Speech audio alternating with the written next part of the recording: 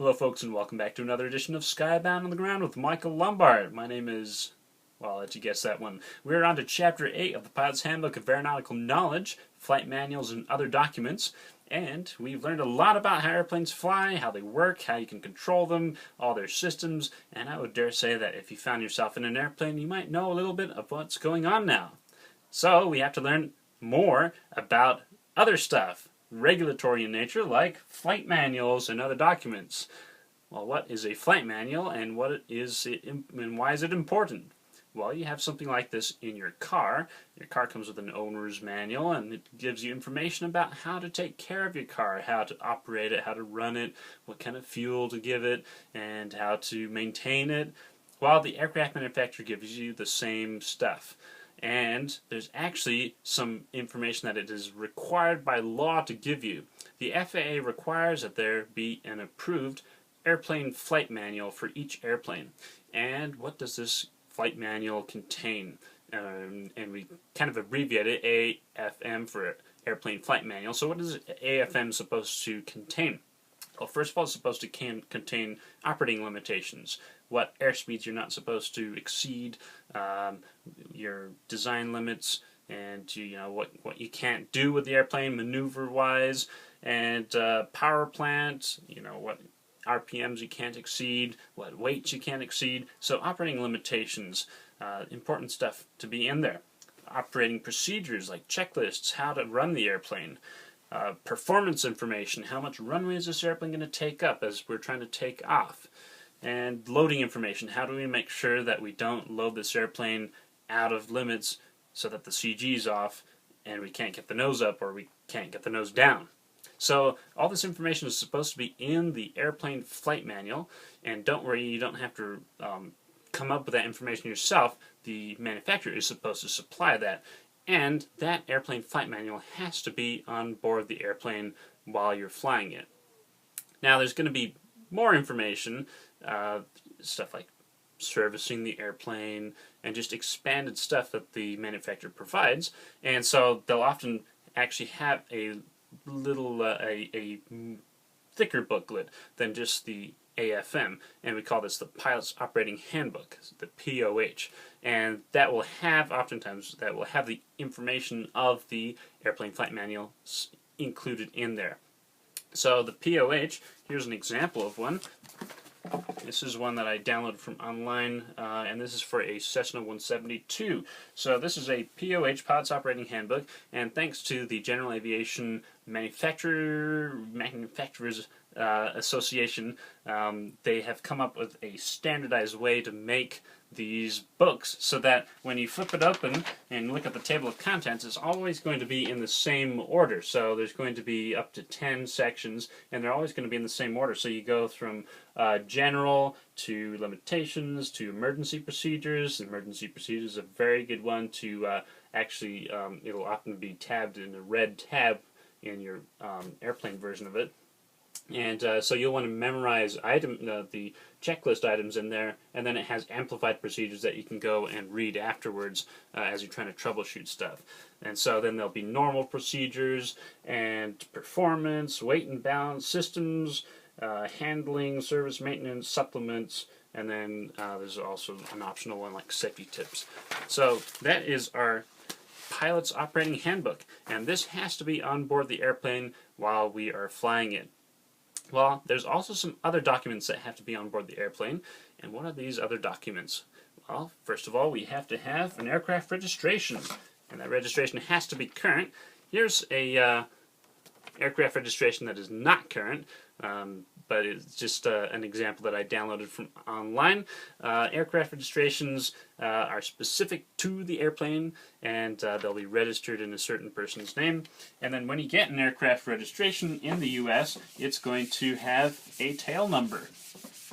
And the tail number, when you're in the U.S., is going to start with the letter N, and that's for North America, I believe.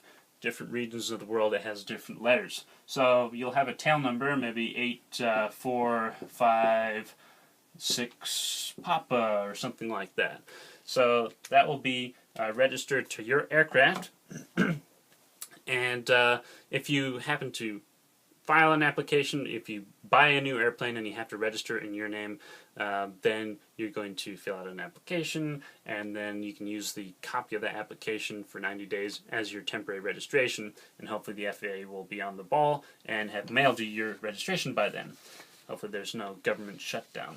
So that's one thing we have to have. So the airplane, we have to have the pilot's operating handbook or the airplane flight manual. We have to have our registration, and we have to have an airworthiness certificate. So here's another little document, and this has to be on display so that the crew and passengers are able to see that. The airworthiness certificate states that the airplane is airworthy, and it's kind of like the birth certificate that the airplane got when it was born. And the airworthiness certificate says that it is compliant with the rules that it was supposed to, the rules of producing the airplane, and rules and regulations. And so this means that this airplane is safe to fly in. And this doesn't expire, whereas the registration expires after 3 years. You have to renew that. This doesn't expire as long as you keep the airplane maintained. So that is our airworthiness certificate, and it will have certain information on there: the make, model, serial number of the aircraft, category, stuff like that. Oh yeah, I was going to get to that. Is the authority and basis, and so it's just saying that it's conforming to the conditions of its type certificate. The type certificate is all this. The specifics that the airplane has to have in order to be manufactured. So, alright, so now we are on to aircraft inspections. If we want to keep that airworthiness certificate valid indefinitely, how do we keep that? We have to do regular maintenance. And so the airplane has to undergo certain inspections on a periodic basis. The basic inspection that pretty much every airplane has to undergo is the annual inspection.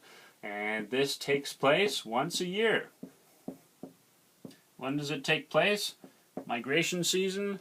It's actually different for each airplane, but it's 1 year after the last annual inspection. Actually 12 calendar months. And let me just explain a calendar month. If you had your annual done on March 13, when would the next annual be due? It would be 12 calendar months.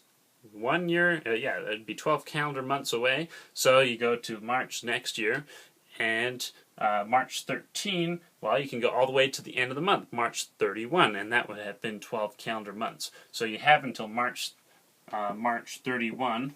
I shouldn't have used 13 and 31 for getting mixed up there, but I'd say March 12 or 10. So you have all the way until March 31 to get your annual done. And then, once again, you'll have 12 calendar months after that. You you cannot fly the airplane without an annual. If this has expired, there's an exception, and that is if you get a special flight permit in order to fly the airplane for this purpose over to a place where it can get its inspection done. Okay, what else do we have to have done? Well, if you are using your airplane, if the airplane is being hired out to carry passengers, so it's operating for hire with passengers on board, or if it's being used for flight instruction for hire, then you have to have what's called a 100-hour inspection. And a 100-hour inspection is kind of like an annual inspection. It just doesn't have as stringent standards. And so every 100 hours that the airplane is flown, it needs to be taken into the hangar and gone over by an aviation mechanic. So this 100-hour inspection, it takes place every 100 hours, and you can't go over that 100-hour limit, because what happens is, well, you're not allowed to do that. And if you happen to reach 100 hours and realize, oh no, I have to have my 100-hour inspection done, but I can't get it done at this airport because there's no mechanic, well, you are allowed to fly the airplane to another airport where there's a place where you can get it inspected, and you can do that for up to 10 hours. So maybe it's a 2-hour flight, so you're right at the 100-hour mark. You can take that 2-hour flight to go to the other airport. But it doesn't reset the clock from the point, when you reset the clock for the 100 hours, it's reset from the 100-hour point, meaning that you took a 2-hour flight, so that's 2 hours off your next 100 hours.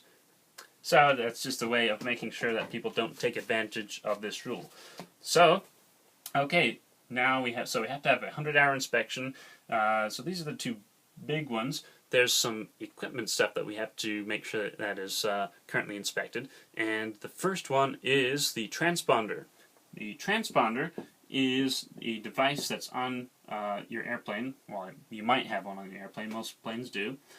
And this device communicates with air traffic control radar so that it can, so that they can see you better on their screen. They can place you. And so, transponder, if you are going to be operating one, it has to have been inspected within the last 24 calendar months. So the transponder has to be inspected in the last 24 calendar months, and that's if you're using your transponder. And if you are flying IFR, this is just a side note, you have to have an altimeter inspection, and that's just for IFR flight. You and I are learning about VFR flight. We're going to be VFR private pilots. You're only allowed to fly under the VFR, under the visual flight rules, until you get your instrument rating. But once you get your instrument rating, you have to have had the altimeter inspected within the last 24 calendar months. So that's just a parentheses. Okay, the transponder, and then there's one other thing, and that is the ELT. Any idea what an ELT is? That stands for Emergency Locator Transmitter. And this is something that's required to be on your airplane. It is the beacon that gets set off if you happen to crash your airplane, and this helps search and rescue be able to locate you. So it would be a good idea to make sure that this is functioning, and so this has to have been inspected within the last 12 calendar months, and they actually usually do it with the annual inspection, but it is a separate thing, so you got to make sure that it has been done. So within the last 12 calendar months, ELT must have been inspected, and they check for stuff like battery corrosion, how well it puts out its signal, and as well as the battery life. If the battery has been discharged or has been running for, if the ELT has been going for at least 1 cumulative hour, then they have to change the battery. Or if the battery's useful life is expired by more than 50%, you have to change the battery as well. So that is, those are the inspections that you have to have on the airplane in order for it to be airworthy. Keep that airworthiness certificate valid. There is one more inspection. First of all, who's allowed to do these inspections? Can you, a pilot, go and do these my airplane is up for annual, so I'm going to go and pull it into the hangar and do it all myself. Not unless you are a licensed airframe and power plant mechanic, and that is a whole nother learning process that you have to do. So it's only A&Ps, as we call them, who can do these inspections, and for the annual they have to have an inspection authorization, which means they're more experienced and they've gotten special authorization to do that. But just pretty much any type of maintenance that you can be doing on the airplane, except for preventive maintenance, has to be done by an aircraft mechanic. But there's one inspection that the pilot is responsible, and that's the pre-flight inspection for each flight that you take. You need to make sure you are the ultimate authority, per se. You are where the buck stops as far as if the airplane is airworthy or not to take up into the sky. So that's why it's very important that when you do your pre-flight inspection, you make sure that everything is in working order and that the airplane is safe to fly. Well, what happens if you find something that is not working? Is it legal? First of all, the question is it safe to fly? Second of all, is it legal to fly? And hopefully those two things kind of match together, but sometimes they don't. So first of all, we have to ask the question, does our airplane have a minimum equipment list? And let me just abbreviate that there. MELs, minimum equipment list, you probably won't have that for the airplane you're flying, but there are, and this is usually for larger airplanes, minimum equipment list basically lists all the things that you have on the airplane, and it will tell you if you find something broken, you go to the minimum equipment list, getting all tongue-tied here, and see what the instructions say as far as if you can fly the airplane with that being inoperative, and what you're supposed to do if it is inoperative. So, first of all, you have to see, does the airplane have a minimum equipment list? And, okay, now we don't have one. So, now we need to make sure that the airplane is, that the whatever is broken, let's say it is the attitude indicator. Okay, so we need to see, was the attitude indicator part of the type design? Is it the regulations under which the airplane was manufactured? Does the airplane, was that required for that? So, okay, no, it wasn't. What about the equipment list that we have in our Pilot's Operating Handbook? If we have an equipment list, it will probably, so the newer Pilot's Operating Handbooks will have equipment lists, and it will say what is required to be operative on the airplane. So is it on the required equipment list, or for the kinds of operation that we're going to be doing, whatever type of flight we're doing today?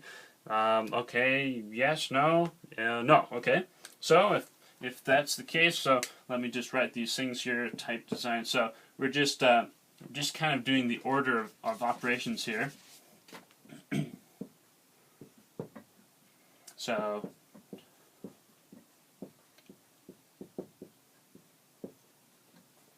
okay, and then okay, what was the next one? Let me look at my notes here. And oh yeah, that's right, equipment list.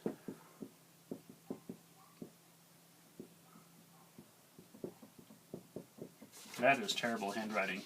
My apologies to your eyes. Well, that's not much better either. But we have to continue on here. Okay, so equipment list. Now the question is, what about the regulations? So we've made sure that it's not something that is required by that was required by the aircraft manufacturer for the airplane to fly. So now we need to check the rule book, the FARs, the Federal Aviation Regulations, and there are some rules. If you're flying during the daytime, you're supposed to have certain instruments that are operating on the airplane, and if you're flying at night, there's also more instruments that have to be operative on the airplane. And if you're flying IFR, you have to have even more instruments. So what about the rules under which you're going to be flying? Is this instrument required? So let's take a look here. We're going to take a look at, by the way, the rule we're referencing is Part 91-205. We're going to learn all about the Federal Aviation Regulations later on. But here is we'll write that up again later. Here's an acronym to help you remember what instruments are required to be operative on the airplane for day VFR flight. So here's the first one. Are you ready? We are going to have some tomato flames. Wow, that sounds exciting. Okay, so the first one, we need to have a tachometer working. A tachometer for each engine that we have on the airplane. Well, we're probably only flying one engine, so we have to have one tachometer. We need to have an oil pressure gauge, because we need to make sure we keep tabs of what our oil system is doing so that we don't have the engine seize up. We need to have a magnetic direction indicator. And what would that be? A compass.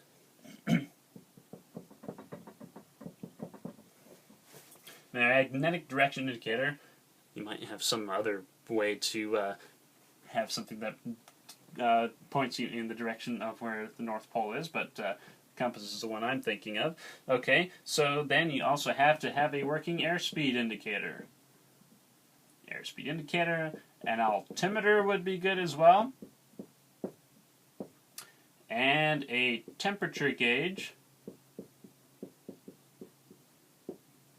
for each liquid-cooled engine. We might not have a liquid-cooled engine, but if you happen to have one, you have to have a temperature gauge working, and then you have to have an oil temperature gauge for whatever engine you got going on there. Oil temperature gauge. Okay, F. We're moving on here. F needs to be fuel gauges. How do you know if the fuel gauge is working? It should indicate empty when the fuel tanks are actually empty. The regulations specify the regulations only require the fuel gauges to be accurate when they are reading empty. Yeah, is that comforting for you? Okay, so L is a oh yeah, and if you're flying for hire, which you're not going to be because you're going to be a private pilot, and you're flying beyond gliding distance of the shoreline, so over water you have to have flotation gear with you and some type of signaling device, like a pyrotechnic signaling device, like a so that people can come and get you. Okay, so then, alright, just moving on here, I missed the L. So, we are going to look that up right here, and this is why this is a very important book to have in your library. So, Part 91 is all the rules about flying, how to keep your license. Part 61 is how to get your license. Part 91 is how to keep your license. And so I'm just referencing this here. And okay, you have to have a working landing gear position indicator if you happen to have retractable landing gear. Okay, landing gear position indicator. So if you do your pre-flight check and you notice that your landing gear lights are not illuminating, you got to get that checked out. Okay, so A needs to be anti-collision light. Anti-collision light system. M is a manifold pressure gauge, and that is for each altitude engine that you're flying.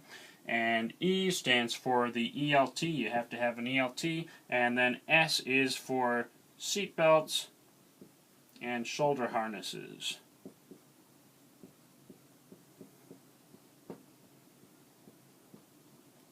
Okay, so that is for day VFR flight. If you happen to go at night, you also have to have a few more things. So think flaps, and this stands for fuses. You have to have a complete set of fuses for the type of electronics that you have, or if you're flying with circuit breakers, then that doesn't matter. And so you have to have either a complete set of fuses or 3 separate fuses for each different kind of fuse that you use in the plane, and these have to be readily accessible to the pilot. L stands for a landing light, and that is only if you are flying for hire. Otherwise, you don't have to have a landing light while you're flying at night. I have tried landing without a landing light, and it's not terribly fun. Okay, A stands for anti-collision light again, so we already had that, but we're putting that down again. And P stands for, what does it stand for? Position lights. You have red and green lights. You have the red light on the port side of the airplane and the green light on the starboard side, and port is on the left, starboard is on the right, and so that way you can tell when you see another airplane flying around, you can tell which side you're looking at. And S stands for a source of power to power your stuff here. So whether that's a battery or an alternator or whatever, some way to keep your electronics powered up. So source of power. Alright, so let's go back to our original question. We have our attitude indicator is not functioning, and we checked to see if there was a minimum equipment list for our airplane. No, there wasn't. We made sure that this was not on the type certificate of the airplane in terms of how it was manufactured. It was not something required. And then the equipment list in the pilot's operating handbook, it was not on the equipment list, a required instrument.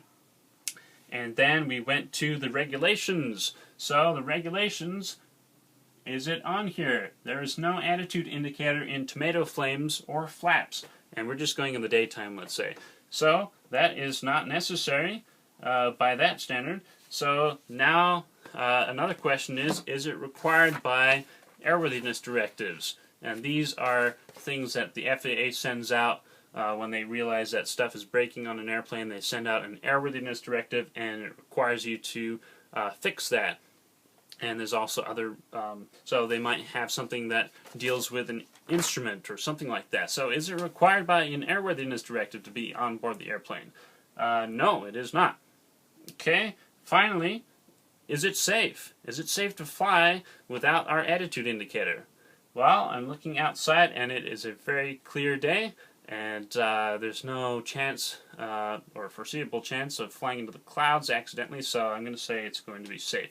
So in that case, what we have to do is deactivate it and deactivate or remove, and we're not allowed to remove, only a mechanic can do that. But if you have a way of deactivating it and then placarding it as inoperative, then you are good to go. And then, so you have three options basically. It's either to have it repaired, removed, or deferred. And so in this case, we've deferred it until the next time it goes in for maintenance. Now, speaking of maintenance, I said only airplane mechanics are allowed to do maintenance. Pilots are allowed to do preventive maintenance, and this is small stuff. So it could be like changing the tires on your airplane, servicing the landing gear, wheel bearings, changing the replenishing the hydraulic fluid, and yeah, stuff like that. Filling up the hydraulic, doing upholstery. You can do upholstery in your airplane. But anything that does major alterations to the airplane is not allowed by you as a pilot. You have to be an airplane mechanic. And then when the mechanic does it, he's going to, any kind of major stuff, he's going to approve it back to service by signing it off, and has to fill out a form and stuff like that. And so, yeah. But when you do any preventive maintenance to a plane, you have to do a little bit of paperwork yourself. And so you have to, just looking for my notes here, you have to make an entry in the aircraft logbooks of the type of work that you did, a description of that, the date when it was done, your name, signature, and pilot certificate number, and what type of pilot certificate you have. Because a mechanic certificate is a pilot certificate, so they might not know the difference. You have to put, oh, I am a private pilot, so you put that there, and then your pilot certificate number. So you can do some preventive type maintenance. You can also change out your wheels to skis if it doesn't involve weight and balance computation, stuff like that. So you can look this up in FAR Part 43, and there's an appendix to that, and that will show you all the things that is considered allowable for a pilot to do in terms of maintaining or doing preventive maintenance on his airplane. Okay, so let's really quickly talk about airworthiness directives once again.